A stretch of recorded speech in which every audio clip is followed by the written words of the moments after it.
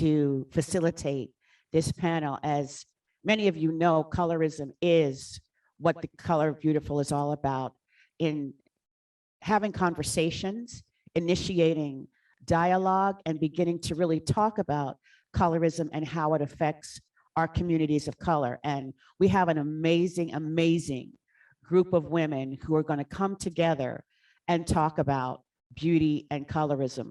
We have Dr. Kathy Barton Brown, who's also going to speak to us later about mental health, who is a psychotherapist. We have Michelle Diamond Nelson, MBM, BMM, founder of Next Level Promotions. We have Cece Stinson, filmmaker. Renee Moore, MPH, who is the public health advisor for I Am the Color of Beautiful. And we want to welcome you ladies to the Who Told You You're Black is Not Beautiful. I just want to know, who told you that? So that's what we're going to talk about today. Who told you you're Black is not beautiful? Welcome, ladies. Thank you. Thank you. So we're going to start off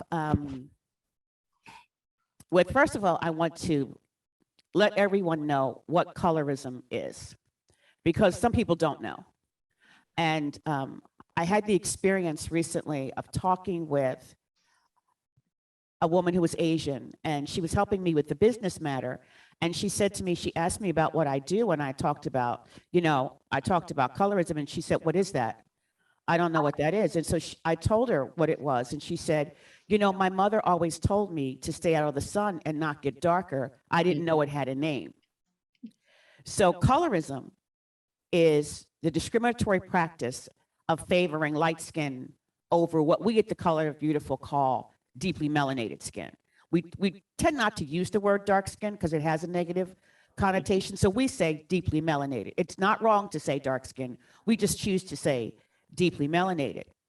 And one of the things that I have come to learn by not only talking with my sister and with my other sister, Cece, that colorism does have two sides. Yeah.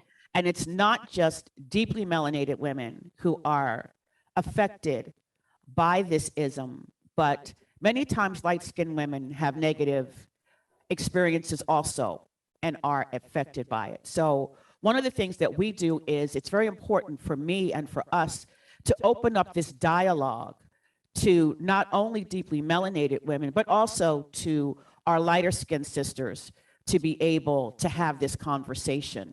And so I'm so honored for all of you to be here today to talk about this ism that plagues the Black community, that plagues communities of color, and how about your particular experiences and how we can move forward in having more dialogue and really coming together to understand each other better and to really be able to get beyond this and to stop bleeding on each other and bleeding on our children. And that's really what so much of what I do is really about that. So I want to ask this question for you. Who defined beauty for you? And how do you define beauty now? So I want you to just kind of for a moment think about your early experience, your early life, and exactly who defined beauty for you. And as you came about and as you progressed in life, how do you now define beauty? So let's start with Michelle. Let's start with you, Michelle, the beautiful Michelle. I met Michelle just the other day, and we connected in such a way, and we were talking about this very subject. And so I invited her to be here on the panel today. So let's start with you, Michelle. Thank you. Good morning, everyone. And thank you very much, Dr. Moore, for having us.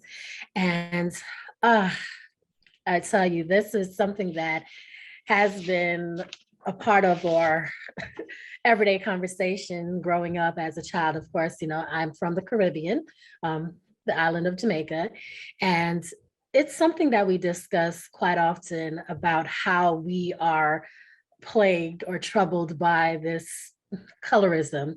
And for me, growing up, it was society that pretty much determined, you know, who I was at that moment or who I should look like. And it's sad to say, but it is our, you know, fun fact reality right now, you know, socioeconomic status, all of these things. And now that I am older, I'm grateful that I have, you know, grown, and my mindset now allows me to embrace who I am, because we are such beautiful people. No matter your color, we shouldn't be defined or, you know, placed in a box based on the color of our skin. And you know, it took a while for me to get here because of course I wanted to look like the models on television, you know, as you see the blonde hair, you know, the contacts, the blue eyes and so forth. And, you know, my grandmother, of course, people know in the islands, we are out of many one people. And for me, it's the amalgamation of people, you know, it's just so beautiful because I have Chinese, we have the Indian, you know, so much. And, you know, the features are such a beautiful thing. And when we look at each other, we should just be able to embrace and just have appreciation for one another. And right now, I'm just on this movement to make sure that our youth pretty much don't experience what I had to go Yeah. through when I was younger. You know, it was like the middle ground for me because of course I was on the lighter end, and I had the conversation with you, Dr. Karen, about it. Was when I migrated to the US, of course, I was, you know, much more darker toned because growing up in the islands, my skin tone was more tan.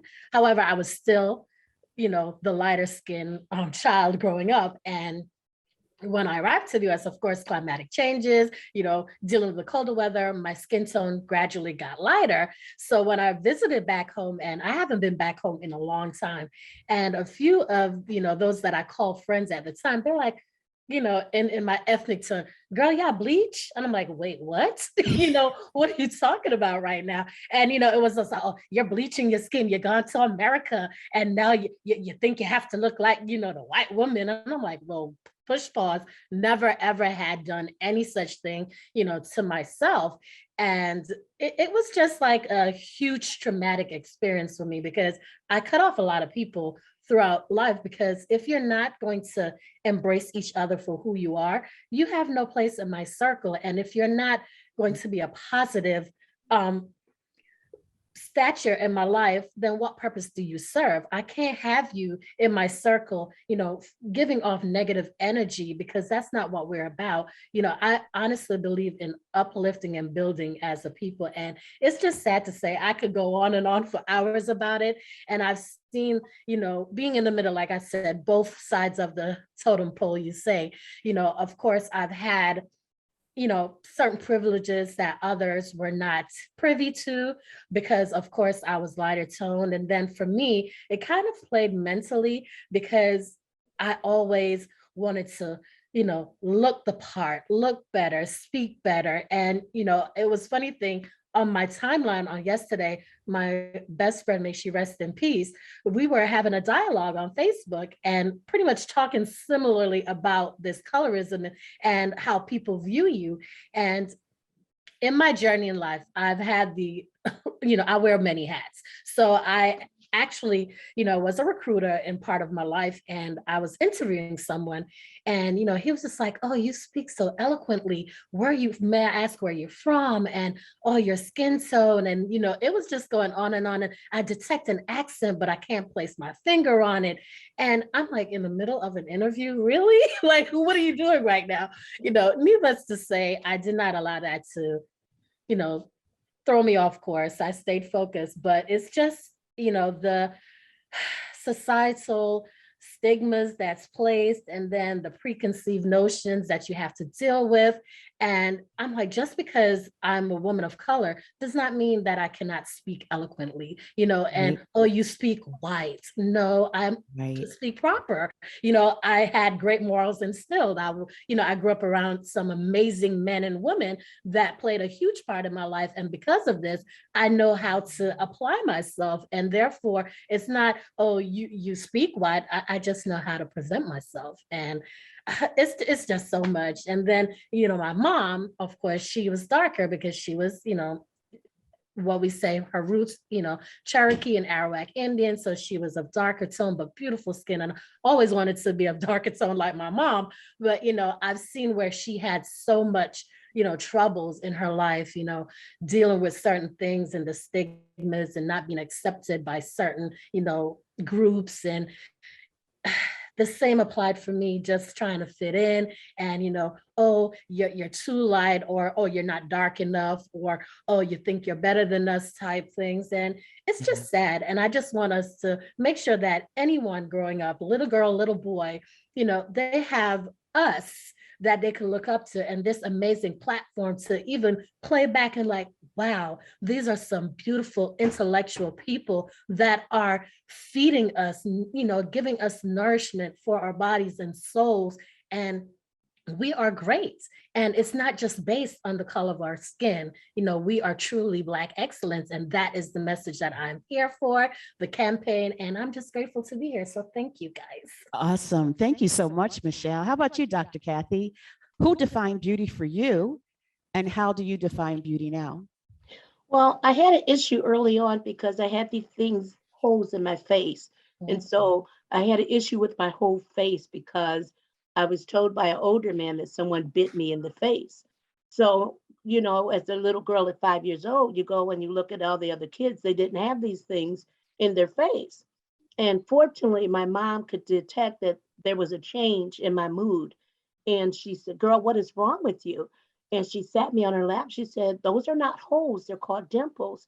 And she kissed me on each cheek. And she said, "An angel kissed you. No one bit you, an angel kissed you. And those are called dimples, and they're beautiful." So that was my first, taking in and remembering the word beautiful. And as God would have it, I got to first grade, and Mrs. Walker was my teacher, and her dimples were deeper than mine. And she reminded me every day to smile. But when I was 12 years old, and I've shared this story with you before, Dr. Karen, my family redefined my definition of beauty because I was playing with my cousins and we were all at the pool and we could all swim very well except one. And I pushed in the one that could not swim. And unfortunately, we all have people in our family who have mental health issues, which is why I spend my life focusing on being emotionally healthy because it's our family members who destroy us, those that are close. So my one unhealthy family member called a family meeting to say that I attempted to kill my 11-year-old cousin because she was lighter than me. I had never heard that before. She was lighter than me, she was thinner than me, she was prettier than me, and her hair was longer than mine. And so all of that redefined what beauty was to me. And I'm so grateful to have a supportive mother because, needless to say, my mother stood up and had some choice words for everyone in the room, including her own mother, because no one stood in my defense to say, why would a child simply playing have an intention to harm someone, and why would it be about color? So the rest of my from 12 years old to adult days, I segregated myself from the family because I no longer felt good being around them. I no longer felt family being around them. And I didn't feel good even about myself being around it. But one thing that it did, it gave me a preference for people who were deeply melanated, to the point that I prayed and asked God to give me a chocolate baby because I wanted to nurture a chocolate soul. I wanted her to know that every drop of her being was gold. And I have that little chocolate baby. Yeah, she's a beauty And too. she is precious. But we have to be conscious that when we get those wounds, when we get those injuries, how do we go back and use it positive for the next generation?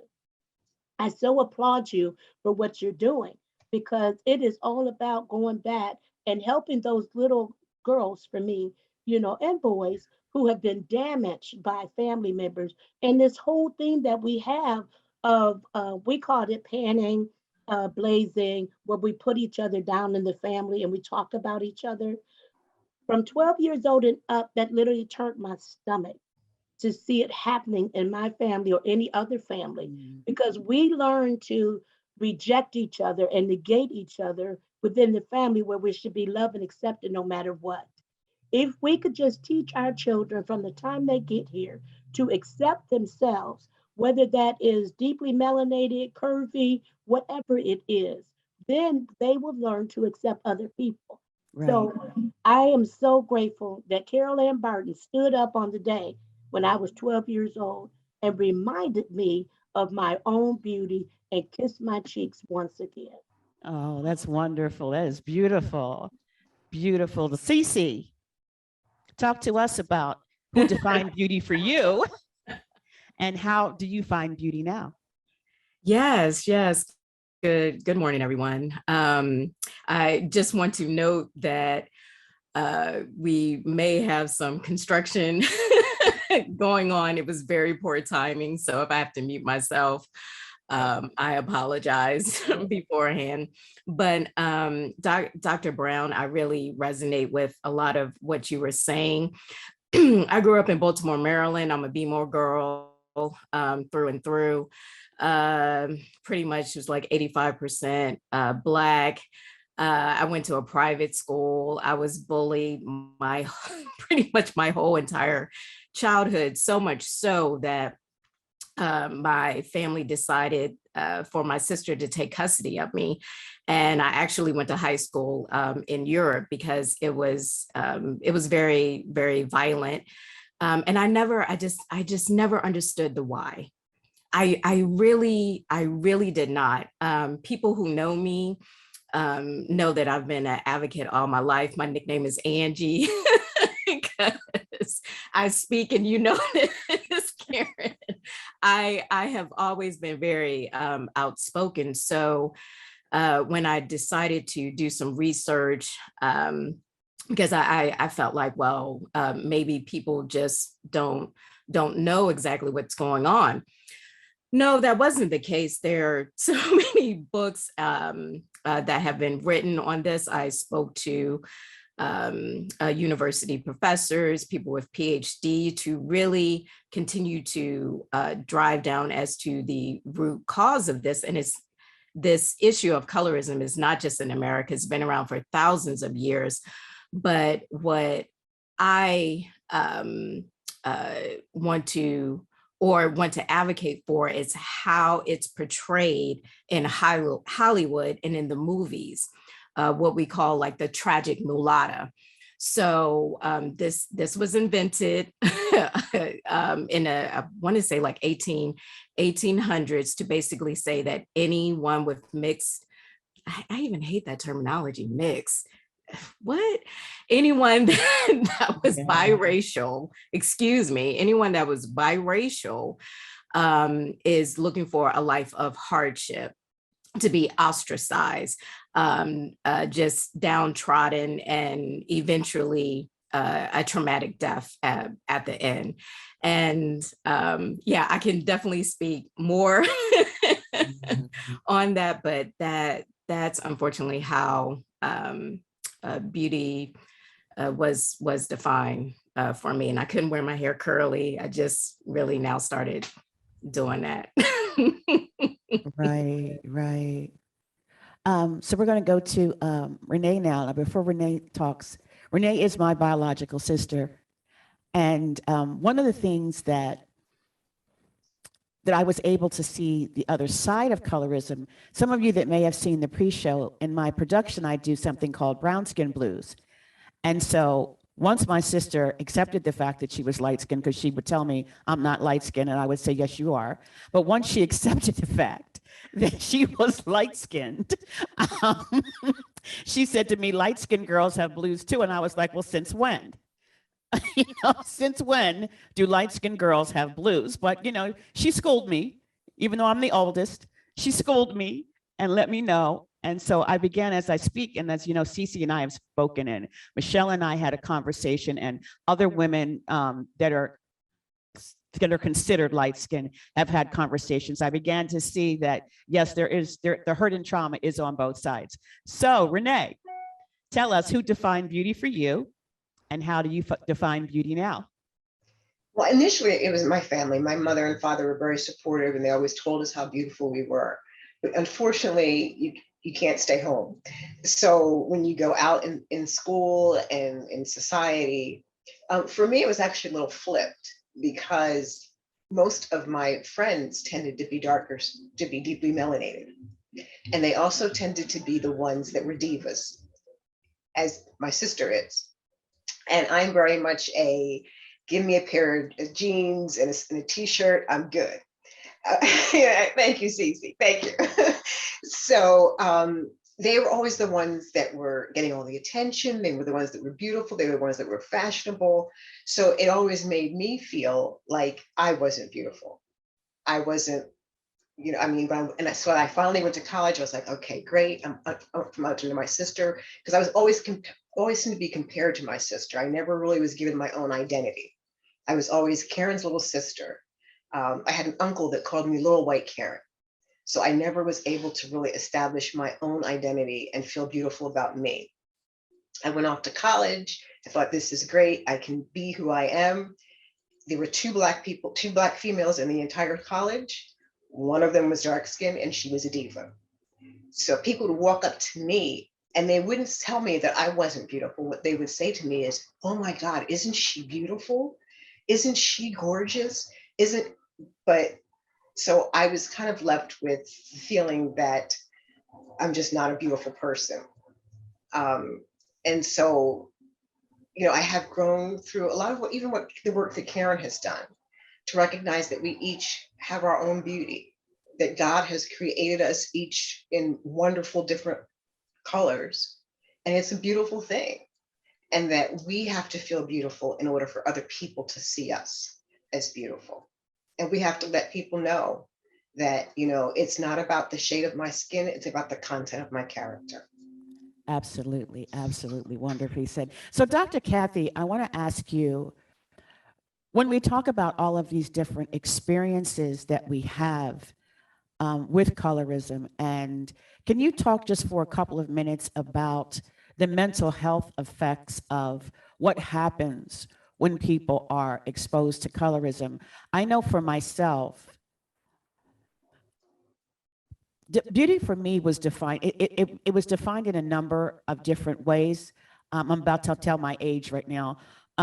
So even though there wasn't a whole lot of necessarily in the media and in film and things, there may not have been a whole lot of women who looked like me, who were put up there as beautiful. But every little brown girl wanted to be Foxy Brown, Pam Grier.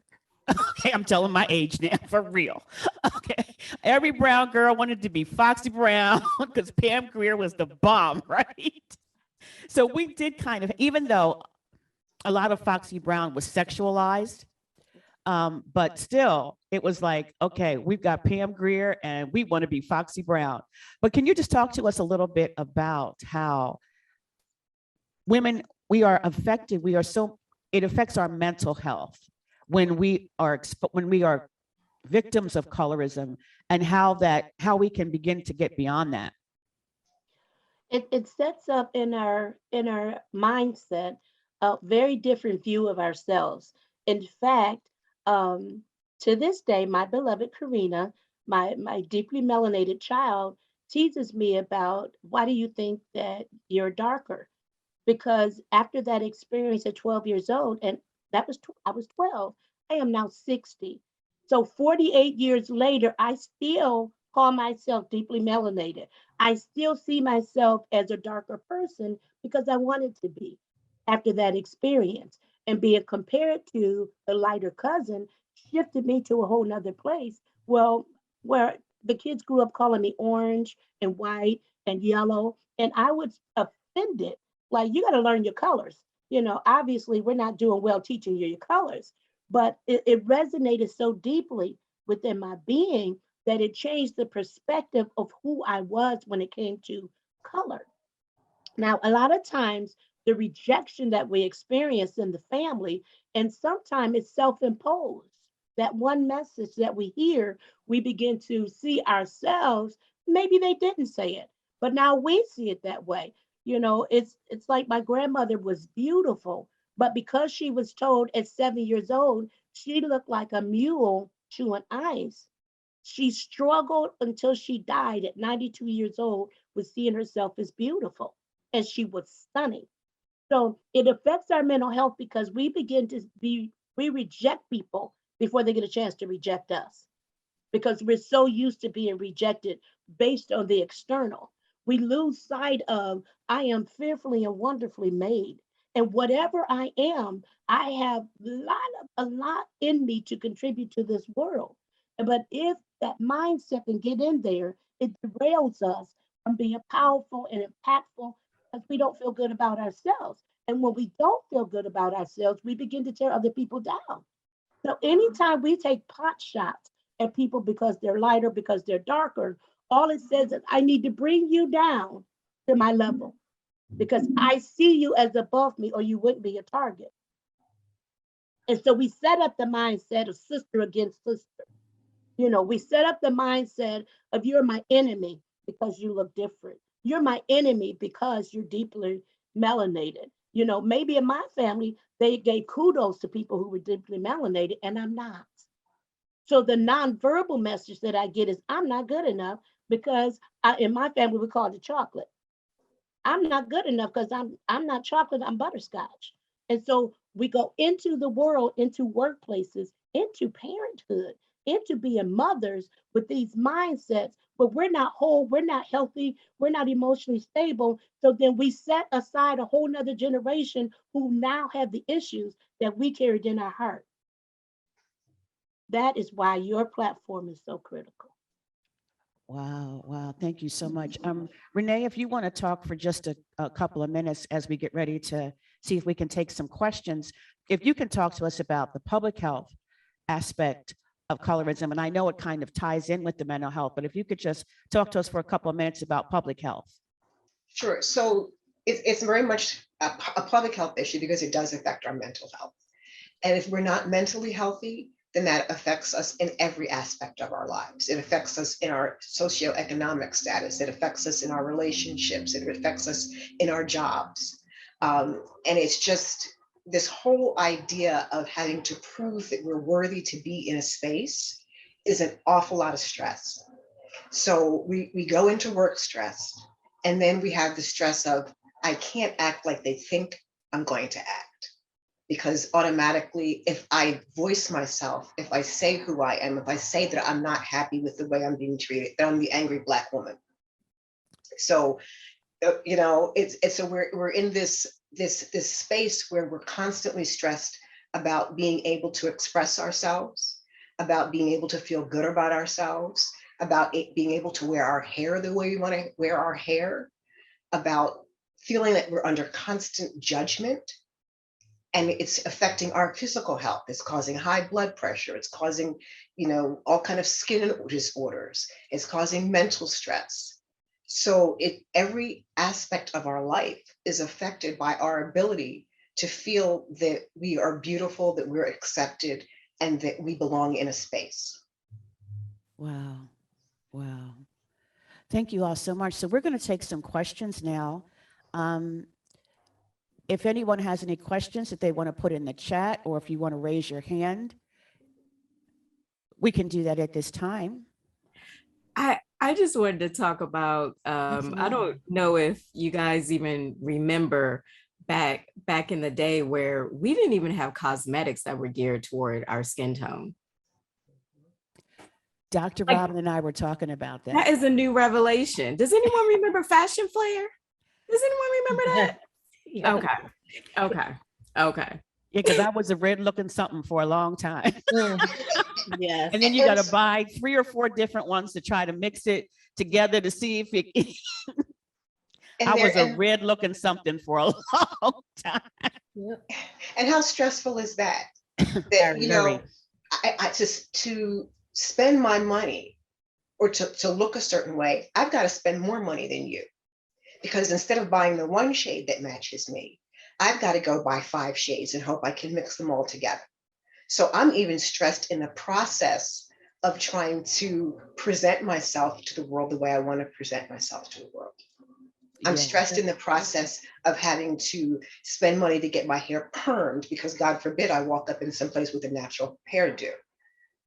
You know, so I mean, it's stressful to the point where you have to have a law to allow me to wear my hair the way I should be able to wear my hair in any space that I show up. Exactly. And it's only been passed in the House. We're waiting to see if the Senate will pass the Crown Act that will say that we can't be discriminated because we choose to wear our natural hair. Unbelievable. We have some questions. Yeah. Shani? Hello. Good morning. Wonderful women and men that are on the platform this morning.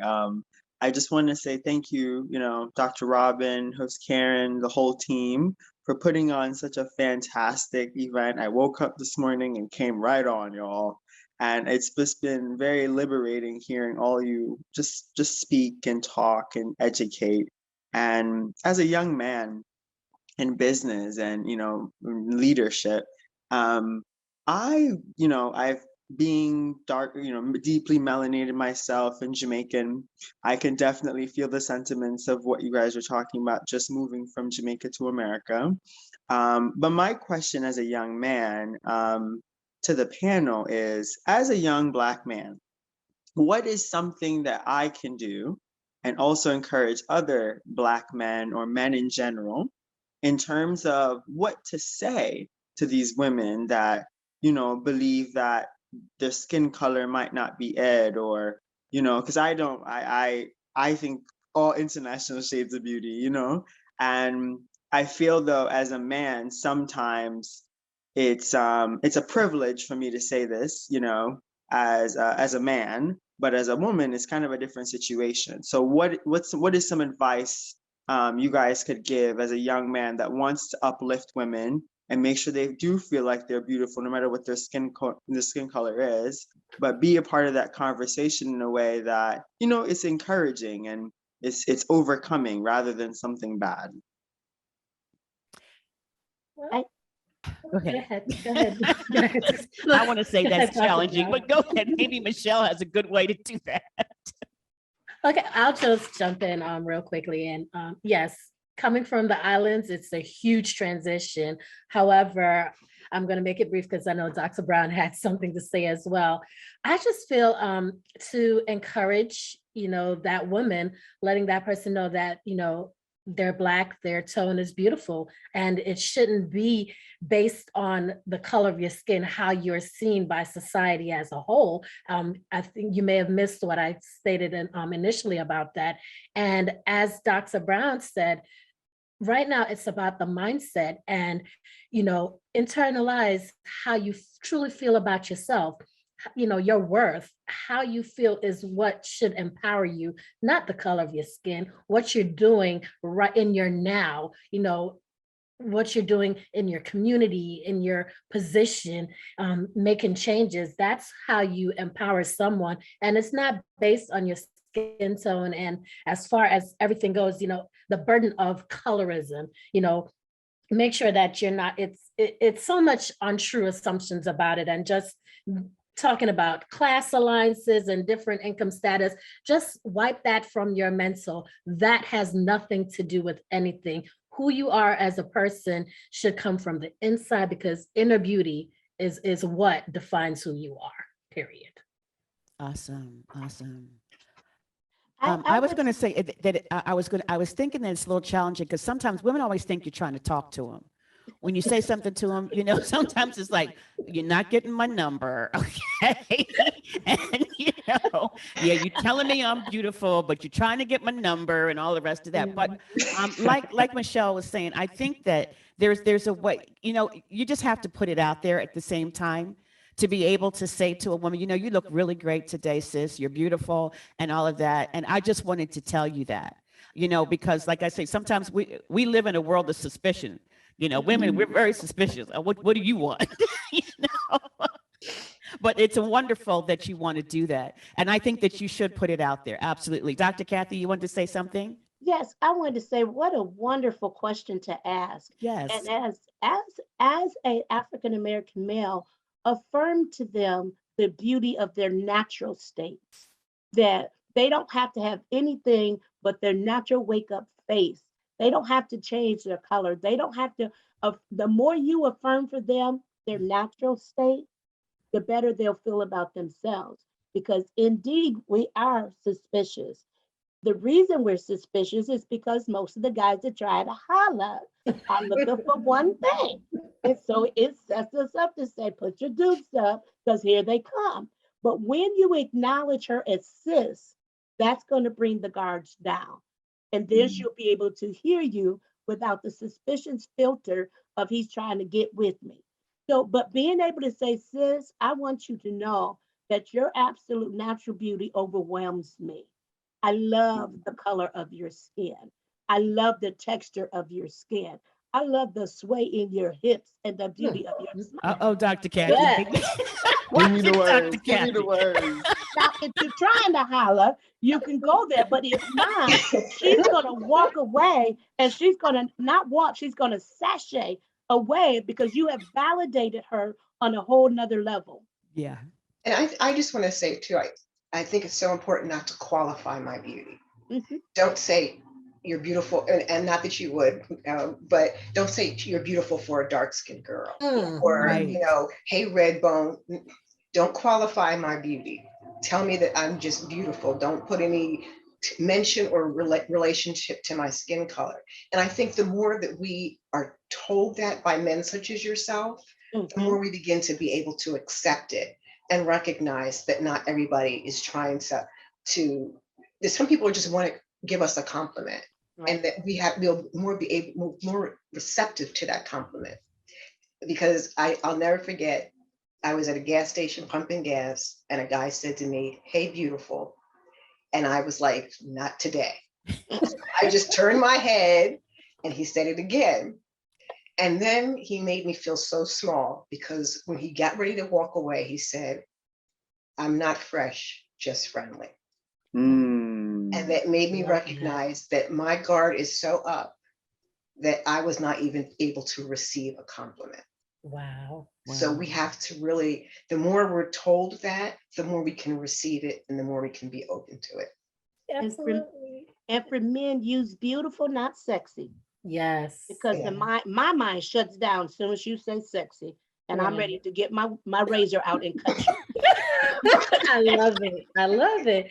I just wanted to add one thing, and shout out to a dear friend, media personality here in Atlanta, Mr. Deja Vu, and he uses the phrase "boo boo," be you, be unique, and I love that because it, Dr. Brown and Miss Moore just stated, we're just beautiful, beings, period, and telling a sister that they're beautiful, it says a lot. And we are all individually unique. So be you, be unique, be beautiful. Just that in itself is just an amazing energy piece to put out there. Because if we try to be someone else other than ourselves, it would be a very dull world. So we are all unique and beautifully gifted in our own rights. Yes. The beautiful Queen Merck has her hand up. All right, beautiful. So much for opening up with this topic and looking at both sides of it. I really do appreciate hearing all of your words of wisdom. My question would definitely have to be, is it you all intentionally came here to speak on both sides, but I myself, I have a nonprofit organization, Your Seat, Our Table, and young women of color just come together to just have these kind of discussions. But sometimes it can't be civilized because there's always one perspective that wants to be heard over the other, because one person may think that their struggle weighs heavier than others, when really it's all about hearing everyone out. So my question to you, I mean, I understand that we did both perspectives this way because we're at a point in our life where we're mature enough to see both sides. But my question is, how do you actually open up the conversation to where every person can be heard in the Black community? Like, how does that work? Because it seems so hard to do it without having someone pit the other person against the other. And then you have people taking sides, and it becomes a separation when really it's about finding common ground and trying to understand more about one another. So how do you just sit and have that conversation in a respectful and open manner? Oh, What a great question. yes. What a indeed. really, really great question. Start with One of history. the things that Really? I think, Yeah. and Dr. Kathy, I know might be able to give some other, one of the things that I think is very important is to understand that we're all, maybe I shouldn't say that we're all, but that a lot of us are coming from a place of a lot of pain. And when you're coming from a place of pain, it can be difficult to see someone else's perspective, to hear someone else's perspective, because all you know is your pain.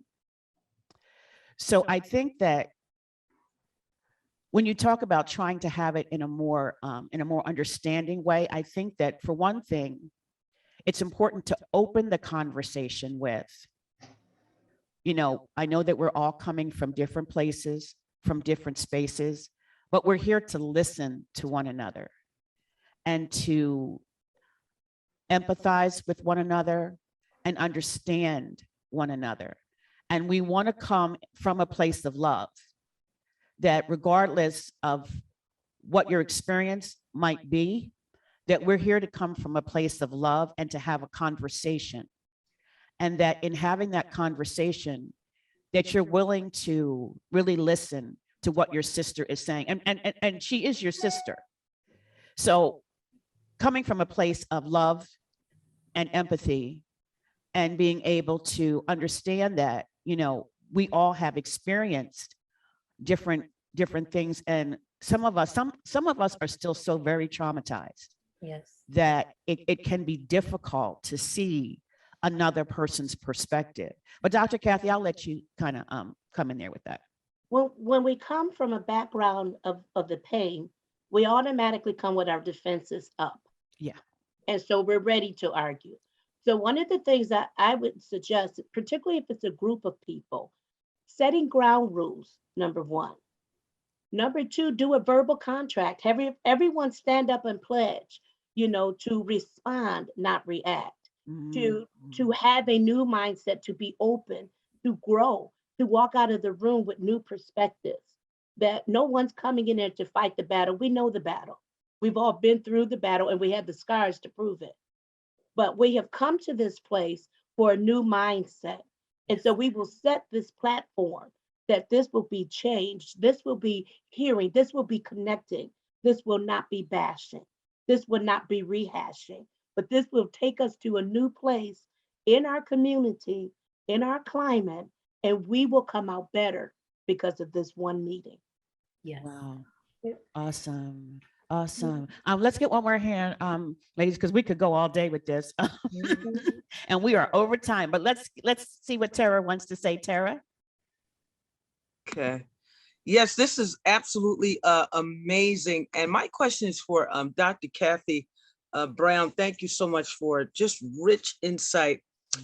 So there's some people in my inner circle who believe that the origin of family members putting down one another and undermining one another, not being supportive to each other, came back, they focused, or they researched it back to 1712, the Willie Lynch speech that really diabolically set the tone for a lot of that. But then there's some say that it went even further than that. But I wanted to know, in your research, were you able to find the source of this? I have not researched the source because honestly, and I'm not being disrespectful, I don't care about the source. I care about the damage that's been done and how to undo the damage. And so my focus has been on teaching my family, my children around me. We don't dog each other out like that. You can go out on the corner and talk to a stranger and get put down. And in our family, we should come for support and love and acceptance. And if you cannot open your mouth to say something positive to your family member, be quiet. And I have an evil twin named Kate that comes out with a vengeance when I hear any of my family members tearing each other down. The world is hard. We talk about how hard it is for Black men. It's hard for anyone of color. And so we have to be vigilant. Now, if we're going to be vigilant, that's where we're vigilant at. Teaching our people to support, love, and speak positive of each other. We've had enough negative. So let's build. We can't do anything about what's been done except to undo the curses and have new blessed ways that we're walking in. So that's what I focus on. Awesome, awesome. And Michelle said that icebreakers are also a great way to start. Mhm. Yeah, that's a great way to start. was gonna doing say some that. icebreakers. I was going to say icebreakers are good because sometimes you can use them to establish a common ground. That's If you right. can say, how many of you have ever been hurt by colorism? How many of you, have somebody in your family that you love? If you can make people see that they have more in common than they have different, then that's a way for them to kind of recognize that, yeah, you have pain too. And to always establish that you can't speak to the level of my pain because you haven't had it. That's right. Don't disqualify my pain, but we need to both accept it and understand that we're both in this together. And that if I can see you as having the same experience as me, regardless of whether it was from a different perspective, then I can be empathetic towards you and I can be respectful of you. Absolutely. Awesome, awesome. Ladies, thank you so much. Thank you so much for this conversation. We so appreciate you being here. We'll have to come together for a colorism conversation. Yeah. Yes. And we truly appreciate you being here today and giving your words of wisdom and for sharing and being so transparent about your experiences. Thank you, ladies, so much. Thank you for having us. Thank you. You. Thank you. Awesome, awesome. All right, Dr. Robin, where are you, girl? I'm just sitting here shaking my head. What a phenomenal discussion and dialogue, much needed. And I mean, it's just unbelievable to think that, in this century, 21st century, that we are still having to have these conversations. I'm just looking at the chat and it's unbelievable. Some of the comments that were, mentioned. And sometimes even in family, I'm always transparent, and some of my relatives favored those who were lighter complected over the darker ones. I mean, and it was obvious, to children growing up, to myself, it was, it was obvious. I used to feel so bad, but it was out of ignorance. But today's conversation was incredible. Um, I don't know if she's still in here and even if she would even comment, but Tracy, said, comments like, you're beautiful for a dark skin Yeah, girl, just yeah. horrible comments. So this was really informational, healing, I'm sure for many. And the Right. chat it speaks for itself. If you go in there and look at it, Dr. Karen, this is such a much needed discussion. And so I'm glad that we had the discussion and the conversation today. Yes, absolutely. And one of the things I know that I regularly say is we have to call it out when we see it, when we hear it. We have to be willing to stand up and call it out, even if it's grandma. In all respect, grandma, we don't talk like that anymore. We don't use those terms anymore. The name calling, and even when you say it in jest, you don't understand how hurtful it is and how a person carries that throughout the rest of their lives when we start doing these name calling things that we do. That's So, so true. That's why I just, the concept, and I thank God for the vision for International Shades of Beauty. All shades matter. And from the darkest melanated to the brightest of bright like a ghost, it doesn't matter the color of the shade. They all matter and all beautiful. yes. So I'm just grateful for the conversation today. Thank the panel. Thank each and every Yes. one of you on there. And Dr. Kathy, you are something else. She is. Dr. Kathy. She is. Love you, Dr. Kathy. Haven't met you in person. Dr. Kathy's amazing. Dr. Kathy. The whole entire panel amazing, but I'm just saying, Dr. Kathy, you funny. Okay. All right, we're going to share a couple of commercials and we're going to